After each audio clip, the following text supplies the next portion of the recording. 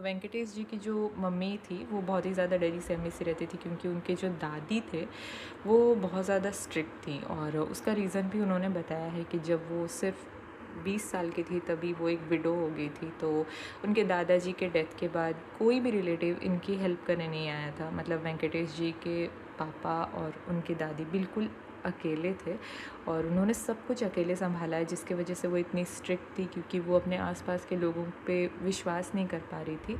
और उसी में उन्होंने बताया है कि जब उनके पास ज़्यादा पैसा आ गया, जब वो एक अच्छे पोस्ट पे आ गए वेंकटेश जी के जो पापा, और उनके पास पैसा हो गया, तो बहुत सारे रिलेटिव्स वापस आके उनके साथ रिश्ता बनाने का सोचने लगे। लेकिन जो वेंकटेश जी की जो दादी थी उन्होंने बोला कि जब हमें ज़रूरत था तब तो आप लोग आए नहीं, तो अभी हमें भी आपके साथ कोई रिश्ता नहीं रखना। और यही रीज़न है कि वेंकटेश जी के साइड से रिलेटिव्स बहुत कम हैं, जबकि शांता जी के साइड से रिलेटिव हमेशा ज़्यादा हैं।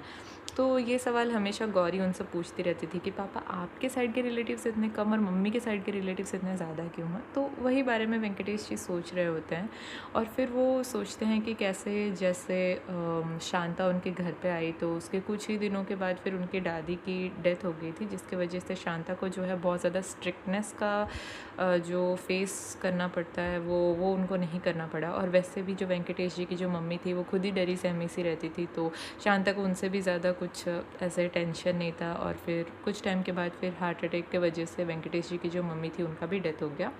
और कुछ टाइम के बाद ओल्ड एज की वजह से फिर वेंकटेश जी के पापा का भी डेथ हो गया।